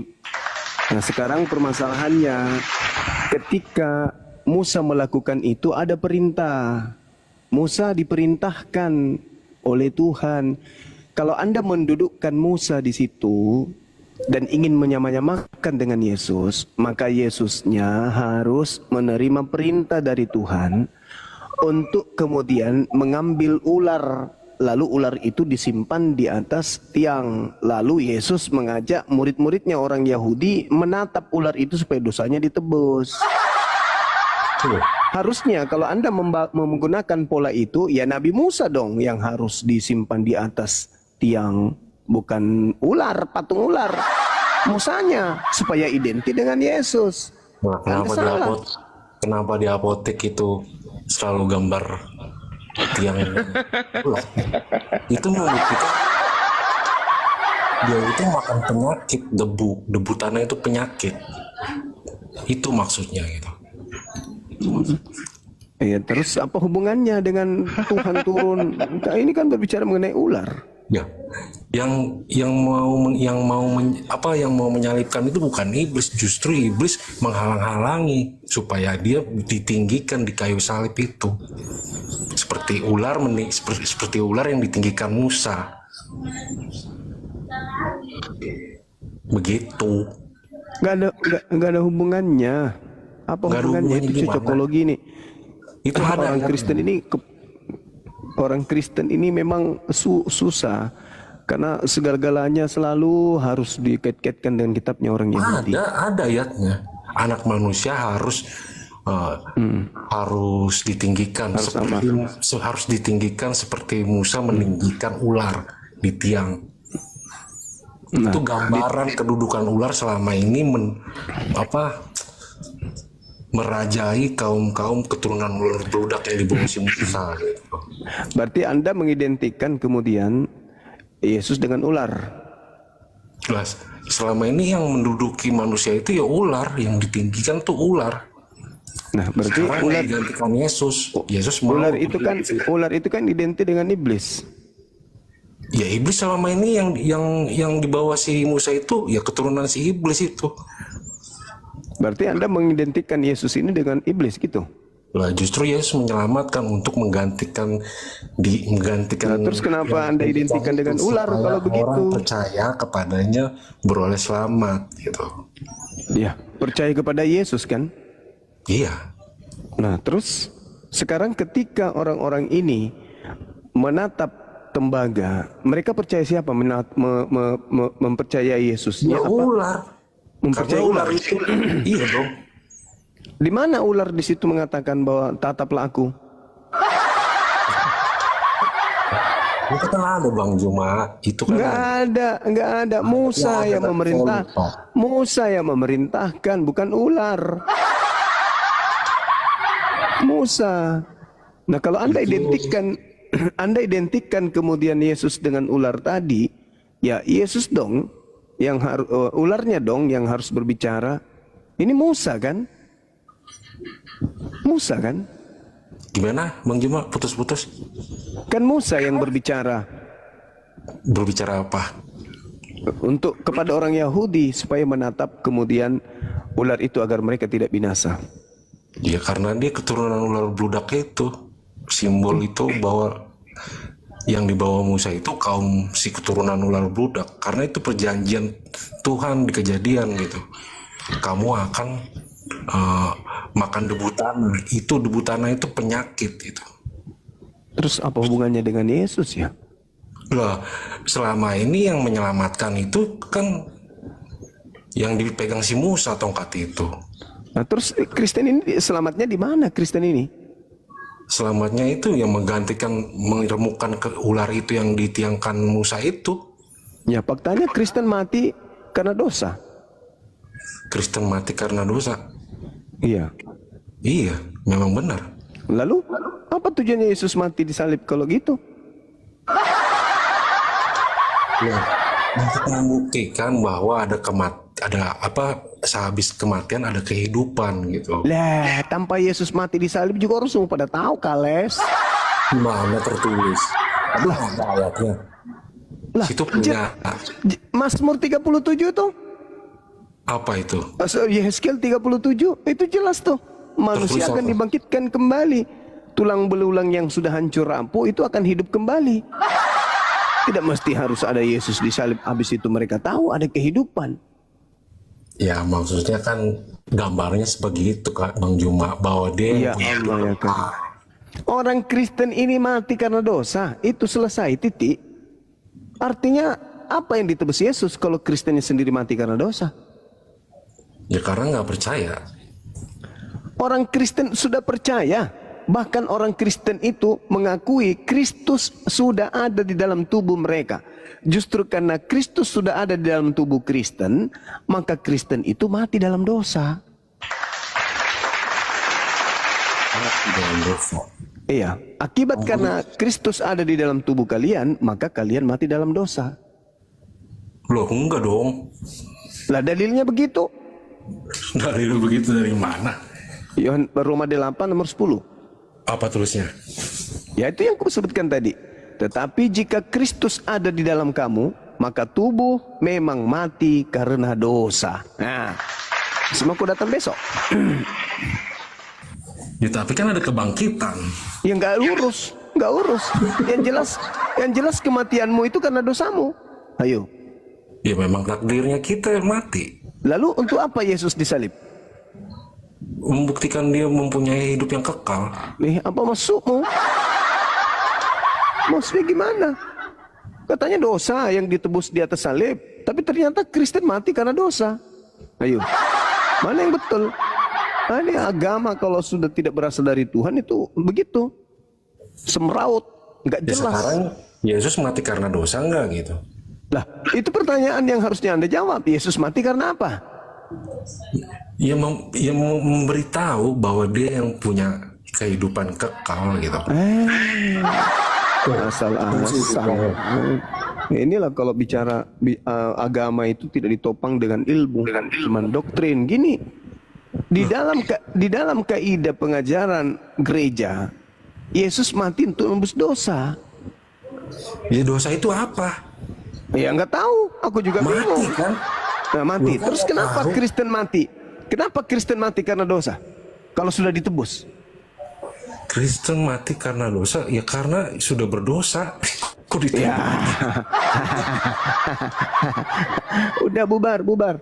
Udah, tinggalkan perpuluhan itu. Mending kamu jadi ateis daripada mendapatkan satu pengajaran yang simpang siur. Yesus mati karena dosa, Kristen mati karena dosa. Sama-sama matinya kalian sama Yesus. Dan akibat kematian kalian itu disebabkan karena dosa. Yesus mati karena dosa, Kristen mati karena dosa juga. Ya lalu itu apa? Yesus mati nebus apa? Apa yang ditebus Yesus? Ada lain. Menggantikan gambar. Gambar apa pula? Gambar hitam putih. Tinggalkan agama yang membodoh-bodoh gambar seperti Tuhan, itu. Bang. Kalau gambar Tuhan itu nggak boleh mati. Nah, Yesus mati berarti dia bukan Tuhan. Makanya saya bingung, Yesus Bang, mati berarti dia bukan gambaran Tuhan kan? Kenapa dia hidup lagi gitu? Saya di situ bingungnya. Bagaimana Bang Juma? Kenapa? Iya, kenapa dia hidup lagi? Kenapa? Kenapa dia hidup lagi? Bingung katanya Gurunda. Kenapa Bingung. gigi? Bingung katanya dia. Bang Juma sambil mikir apa gimana? Beliau bingung, ternyata Yesus hidup lagi, Gurunda. Itu yang dia bingungkan. Hidup lagi gimana mau hidup? Bagaimana? Bukan di situ permasalahannya. Bukan di situ permasalahannya. Yesus bangkit lagi itu kan tanda yang diberikan kemudian untuk angkatan jahat. Yesus sendiri mengatakan kematian anak manusia dan kebangkitannya pada hari ketiga itu adalah tanda untuk angkatan jahat. Kalian ini angkatan jahat. Oh, berbicaranya melebar kemana-mana sih. Lah, saya tidak kemana-mana. Kematian yang ada yang dipromosikan Yesus dan kebangkitan yang dipromosikan Yesus itu semata-mata untuk angkatan jahat. Oh, berarti dia Kristen ini di mana posisinya? tanda apa maksudnya itu Bang Juma? Tanda dia Tanda jahat.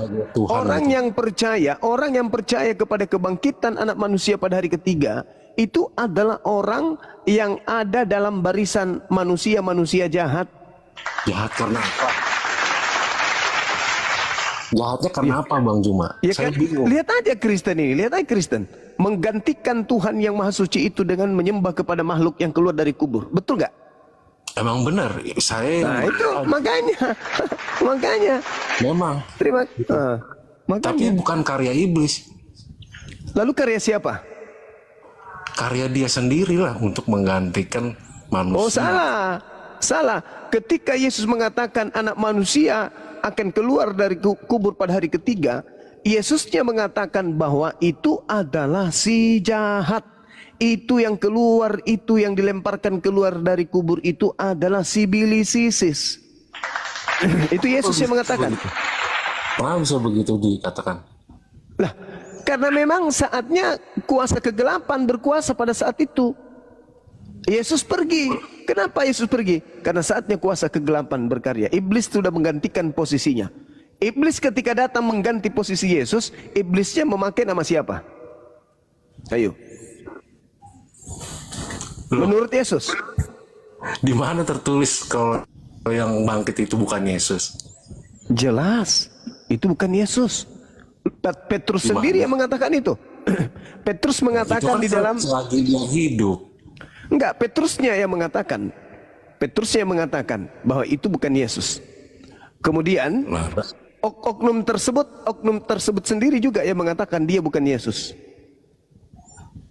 Ya itu kan posisi seperti Bang Juma gitu, karena nggak percaya. Bukan, orang yang disalib ini yang mengatakan aku bukan Yesus. Di mana tertulis? Di dalam Lukas 22 nomor 69. Apa bacanya? Sekarang juga Yesus sudah duduk di samping Tuhan yang Maha Kuasa di langit. Loh, itu lagi berbicara di mahkamah. Iya. Sekarang juga Yesus sudah duduk di sebelah kanan Tuhan yang Maha Kuasa. Kok jauh banget larinya sampai ke Petrus sedang melihat? Enggak, kalau Petrus itu di Kisah Para Rasul 2. Kisah Para Rasul 2. Itu Petrus. Ya, ini Petrus. Tapi kalau Yesus, kalau yang disalib sendiri mengatakan kalau dirinya bukan Yesus, itu ada di dalam Lukas 22 tadi. Dia sendiri yang mengatakan, aku bukan Yesus, sebab Yesusnya sudah duduk di atas langit. Seperti apa ayatnya? Saya kurang tahu itu. Ya itu dalilnya. Sekarang berarti juga ketika Yesus sekarang juga Yesus sudah duduk di sebelah kanan Tuhan yang Maha Kuasa. Iya, kata Yesus itu, kata Petrus itu di saat si itu Yesus bukan Petrus yang berbicara, itu yang oknum yang disalib itu yang ngomong. Gimana sih tadi katanya Petrus? Lukas 22 nomor 69 itu yang disalib itu sendiri yang ngomong. Siapa tadi katanya Petrus? Kalau Petrus itu di dalam Kisah Para Rasul 2. Iya, itu sudah bangkit kan? Apa sebelum bangkit? Nah, itu sudah sementara disalib itu. Wah, ngada-ngada aja Bang Juma. Loh, yang fair dong. Itu dalil. Sekiranya memang mencurigakan baru. Nah, itu dalil. Gitu. Dalil gimana? Lah, itu Petrus sendiri yang mengatakan, bukan saya yang mengatakan itu Petrus. Sudah Petrus bangkit apa sebelum bangkit? Pada saat disalibkan, masih dikubur dia. Masih dikubur. Oh, yang menyangkal 3 kali.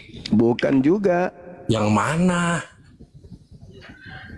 Yesusnya, Petrusnya berkata, Yesus itu, Daud sudah menubuatkan tentang Yesus yang asli, bahwa jasadnya tidak akan ditinggal di kubur dan tidak akan mengalami kematian. Oh, Juma. Kisah Para Rasul 2 nomor 29 sampai nomor 33. Itu dalil. Bang Juma nggak konsisten debatnya, maksudnya ngomongnya gitu. Ya, kalau Anda mau sinting permanen silahkan aja. Saya sudah menjelaskan data kok. Anda mau menolaknya silahkan. Soalnya gini Bang Juma, saya juga bingung gitu. Hukum Taurat itu kita nggak boleh sujud di hadapan siapapun gitu. Maupun apa yang di bumi itu kita dilarang. Sujud menyembah itu nggak boleh. Tertera di hukum Musa itu, hukum Taurat. Yang betul. Ya. Tapi kalau sujud menyembah kepada pencipta langit dan bumi boleh nggak? Sujudnya kemana? Pencipta itu di mana? Emang pencipta itu berbentuk? Yesus ketika sujud menghadap kemana? Lah, sujud menghadap kemana?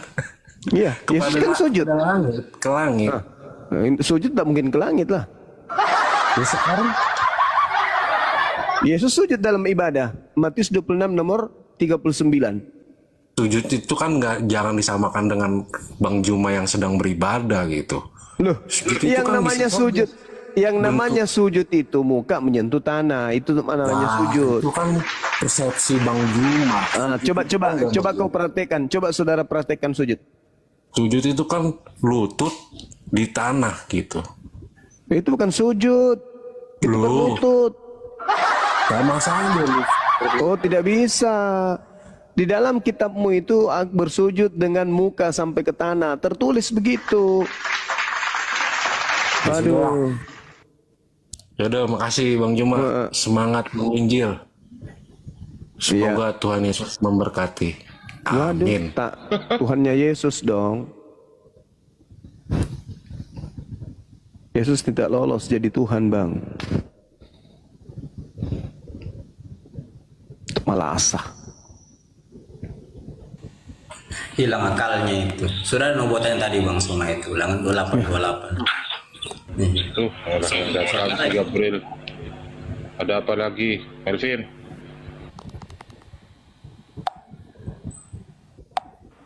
Gabriel. Muridnya Paulus ini. Tapi ini muridnya bom. Ini semua ini gara-gara Bang Juma. Gara-gara Bang Juma mengangkat tema beberapa tahun yang lalu ya.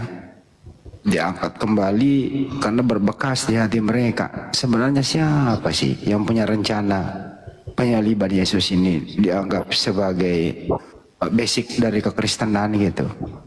Yang satu datang kehendak iblis, yang satu datang kehendak Bapa, yang satu datang tidak berkehendak, yang satu datang pre-memori, yang satu datang cuma marah-marah. Jadi bubar mereka ini Bang Juma, bubar total. Tadinya bersatu, sekarang bubar.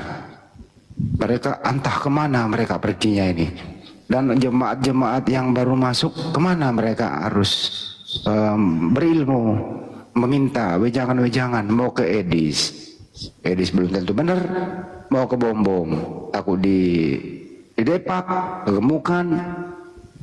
Jadi mereka kehilangan arah. Artinya apa? Kemenangan di tangan umat Islam. Mereka hancur lebur berkeping-keping. Itu fakta. Terima kasih.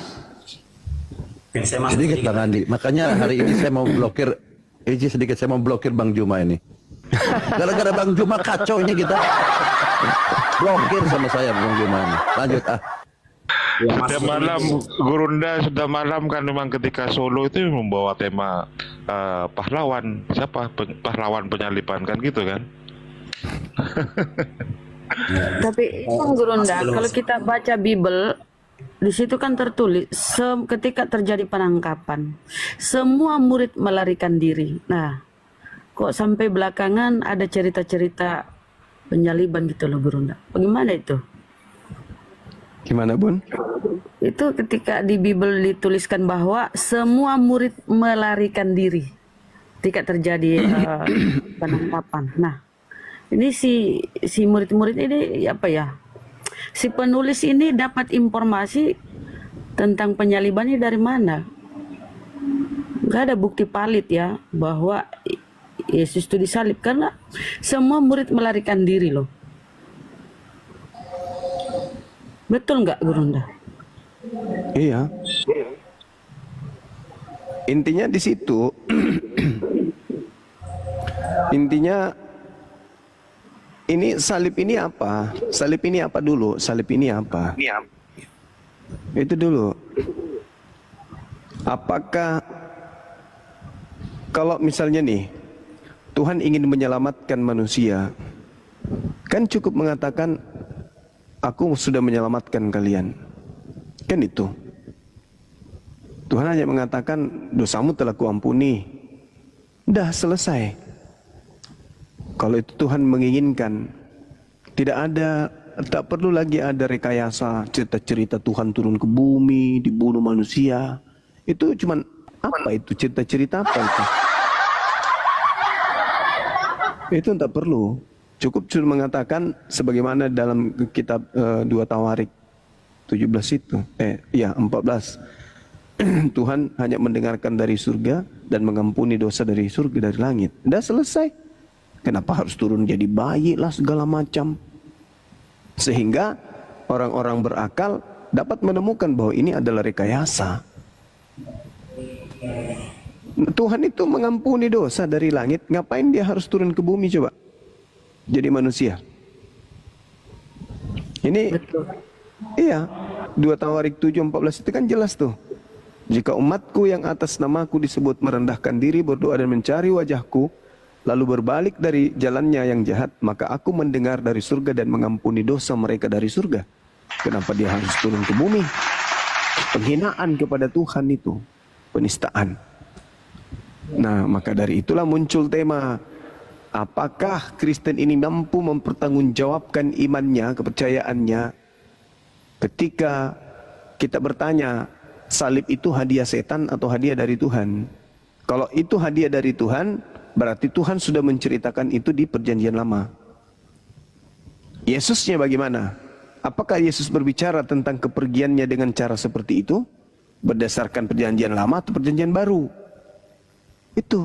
Kalau dikatakan di dalam perjanjian baru begini-begini. Nah, Yesus menerangkan, aku harus pergi. Sesuai dengan apa yang tertulis tentang aku di dalam kitab para nabi. Nah, berarti Yesus ini pergi meninggalkan dunia dengan cara diangkat seperti Elia, atau Yesus meninggalkan dunia ini dengan cara seperti korban untuk dewa Molok. Kan itu. Resikonya Kristen harus nanggung di situ. Apakah pergi seperti korban persembahan dewa Molok, atau dia pergi seperti naiknya Elia ke langit, langsung terangkat. Nah, Kristen ini posisinya di mana? Ingin seperti dewa Molok atau ingin seperti Elia, langsung terangkat? Nah, tanya Yesus, Yesus, kau meninggalkan dunia ini berdasarkan tertulis di dalam perjanjian lama kah? Atau kau pergi meninggalkan dunia sesuai dengan maunya orang barat, Roma? Kau harus mati dulu, ditombak dulu, ditampar dulu, diseret dulu, digantung dulu, baru dibunuh, habis itu bangkit, baru terangkat. Apakah seperti itu? Tanya Yesus, Yesus lebih tahu. Begitu Bunda Rahma. Jadi kalau kita ke Ibrani ini, Ibrani Gurunda ya, di Ibrani kita lihat nih, sebagai manusia, ia telah mempersembahkan doa dan permohonan dengan ratap tangis dan keluhan kepada Dia yang sanggup menyelamatkannya dari maut, dan karena kesolehannya ia telah didengarkan. Kalau didengarkan ini berarti tidak disalib ini anak Maria, Gurunda ya. Iya, makanya di Taman Getsemani. Begini Bunda, kalau konsep Kristen itu benar, sudah dinubuatkan, Yesus tidak perlu berdoa dong. Betul. Iya kan? Ngapain dia berdoa? Kan sudah dinubuatkan. Untuk apa? Dia mau merubah nubuat apa? Dia mau merubah nubuat. Enggak kan? Coba dilihat di dalam Lukas 22 itu nomor 43 44. Yesus berdoa kepada dia. Bapa, biarlah cawan ini berlalu, tapi bukan atas kehendakku, tapi atas kehendakmu. Maka malaikat menampakkan diri kepadanya. Itu berarti doanya dikabulkan, bukan? Nah, pertanyaannya, kalau ada nubuatan kemudian untuk dia mati disalib, mana? Mana ada nubuat Mesias didatangi malaikat untuk menghantarkan kematiannya? Nggak ada. Nggak ada itu. Maka muncul pertanyaan, ketika Yesus berdoa, lalu kemudian Tuhan mendengarkan doanya, lalu Tuhan mengutus malaikat, pertanyaannya, apa tujuan Tuhan mengutus malaikat tersebut? Sedangkan nubuat yang ada, ketika kemudian anak Elohim atau hamba Elohim yang dikasihi oleh Elohim terancam kemudian, maka Elohim akan mengutus malaikat untuk menyelamatkan, bukan untuk membinasakan di atas salib. Kan itu intinya. Doa Yesus berdoa kan? Iya. Nah, malaikat turun, ngapain? Memberikan kekuatan. Untuk apa diberikan kekuatan? Ya persiapan untuk meluncur ke langit. Bukan meluncur ke tiang salib. Kubur.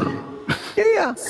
Makanya ada bunyinya gini ya, dia akan mengutus malaikatnya menatang engkau sehingga kakimu pun keren-keren. Terhentuk kepada batu. Itu jelas itu. Jadi Yesus ketika berdoa, Tuhan mengabulkan doanya. Maka turunlah malaikat memberikan kekuatan. Untuk apa? Untuk mengangkat Yesus langsung ke langit. Itu. Dan itu sudah dinubuatkan oleh Daud. Itulah yang dihotbahkan Petrus di dalam Kisah Para Rasul 2 nomor 29 sampai nomor 33. Tapi kalau kita jelaskan kepada saudara Kristen ini sama seperti iblis. Mereka mau Yesus itu disalib. Iblis mau nggak Yesus disalib? Mau. Kristen mau nggak Yesus disalib? Ya mau lah. Ya mau. Bedanya apa? Ya tidak ada. Tidak bedanya. Makanya Yesus mengatakan, iblislah yang menjadi bapakmu, dan kamu mau melakukan keinginan bapakmu. Apa keinginan bapakmu terhadap aku? Membunuh. Bunuh Yesus. Nah, sekarang siapa yang mau agar Yesus dibunuh? Kristen. Ya Kristen. Sederhana kok itu, sederhana. Cuman saudara Kristen kita ini sudah terlanjur Kristen, sulit. Nggak mungkin langsung, oh ya udahlah, kalau begitu aku bersyahadat. Nggak mungkin segampang itu, nggak mungkin. Karena mereka harus meninggalkan makanan yang mereka sudah makan dari sejak kecil, dari lahir. Mereka harus meninggalkan minuman yang mereka sudah minum dari kecil. Mereka harus meninggalkan pesta-pesta. Nggak mungkin. Menuju kepada ajaran Islam, oh berat. Itu mustahil. Kecuali ada hidayah. Ada hidayah. Mereka terlanjur. Sekarang permasalahannya adalah iblis ini dulu selesaikan. Iblis mau Yesus disalib atau tidak disalib? Kalau Yesus ini mau disalib oleh iblis, orang berakal jangan berdiri di barisan iblis dong. Sekarang umat Islam ini tidak mau Yesus disalib. Nah, pencipta langit dan bumi yang mereka sebut Elohim, mau nggak Yesus disalib? Nggak mau. Mana dalilnya? Dalilnya jelas di Keluaran 23. Di Amsal 6, Tuhan tidak mau. Nah, sekarang berarti Islam berdiri di barisan pengajaran Tuhan kepada para nabi. Kalau Kristen berdiri di barisan mana? Ya barisan iblis. Jelas itu. Makanya kali ini saya membenarkan Edis mengatakan bahwa ya iblis ini punya rencana membunuh Yesus. Tapi meskipun pada endingnya karena hanya mau donasi, karena Edis ini memang orang gila, ya ujung-ujungnya nanti kena juga dia. Ketika dia mengatakan iblis yang punya rencana menyalibkan Yesus, berarti ketika penyaliban ini adalah keselamatan bagi Kristen, maka iblis naik pangkat. Menjadi apa dia, iblis ini? Menjadi apa iblisnya? Pahlawan bagi Kristen. Di sini bonyok. Mau kemana juga bonyok. Namanya Kristen pasti bonyok. Dia mengatakan bahwa itu rencana iblis. Ya sudah, telan itu. Berhasil nggak rencana iblis ini? Berhasil. Apa akibatnya? Kristen selamat. Berarti iblis ini apa bagi Kristen? Penjahat atau pahlawan? Pahlawan. Iya, pahlawan.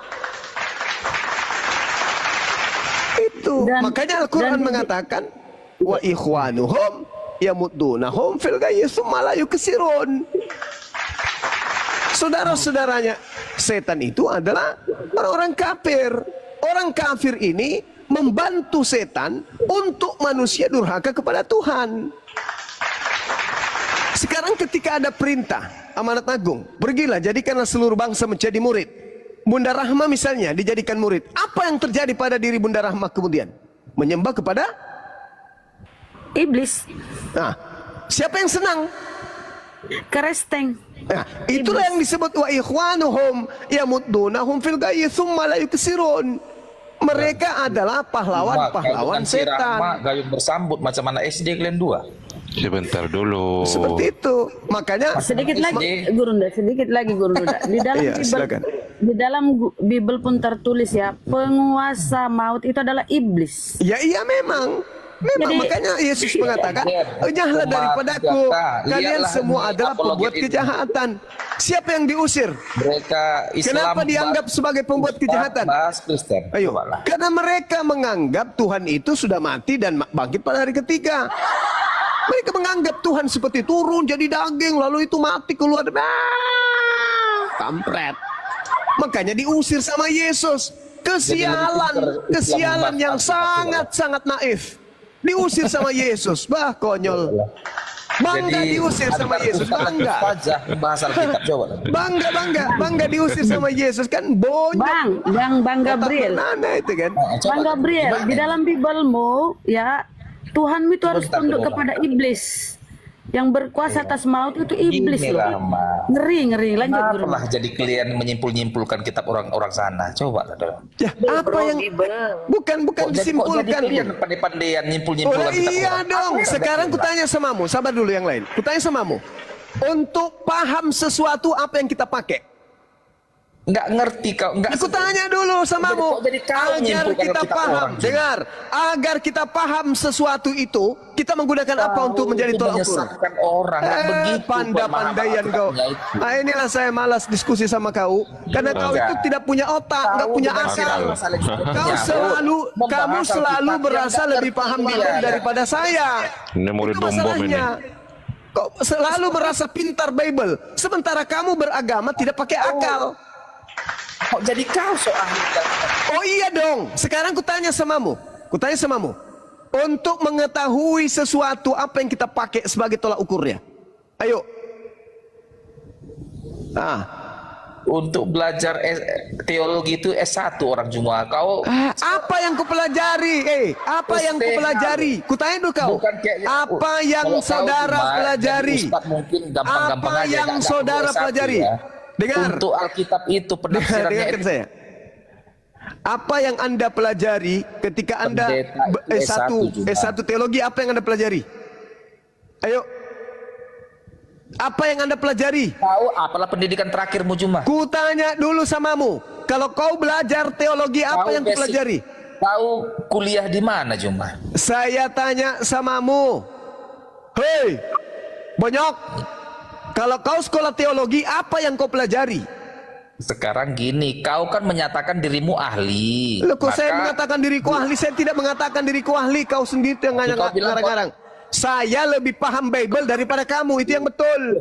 Nah, kan udah mendeklarasi kau itu. Saya mendeklarasikan memang betul. Saya lebih paham daripada kalian tentang Bible. Bahwa itu kau lebih pintar Bible daripada orang Kristen, kan gini. Kepintaran itu kan diukur dari akal. Sedangkan orang Kristen itu dilarang menggunakan akal ketika membahas Bible. Betul nggak? Kenapa kau bilang kami Kristen dilarang menggunakan akal? Oh, dilarang. Dalilnya di dalam kitabmu. Dalil di dalam kitabmu. Dalil di dalam kitabmu menjelaskan itu. Kau jangan malu mengaku itu. Paulus sendiri yang mengatakan, aku mematikan akal. Akal yang dimatikan. Bahkan pengetahuan Tuhan itu dimatikan oleh Paulus. Paham kau? Paham kau situ? Hah? Pengetahuan Tuhan saja itu dicabut oleh Paulus. Kau baca 2 Korintus 10 nomor 5. Pengetahuan Tuhan nih Paulus cabut dan menaklukkan kemudian manusia kepada Kristus. Maksudnya mendoktrin, mendogma manusia untuk percaya kepada Kristus Tuhannya Paulus. Pengetahuan Tuhan itu dihapuskan kemudian. Ketinggian pengetahuan Tuhan itu dipatahkan, dirubuhkan oleh Paulus. 2 Korintus 10 nomor 5. Oh, pantesan mereka tumpul ya Gurunda ya. Iya. Oh, tumpul kayak dengkul pantesan. Pantesan kamu tumpul Gabriel. Tuhanmu, kitabmu sendiri mengatakan itu.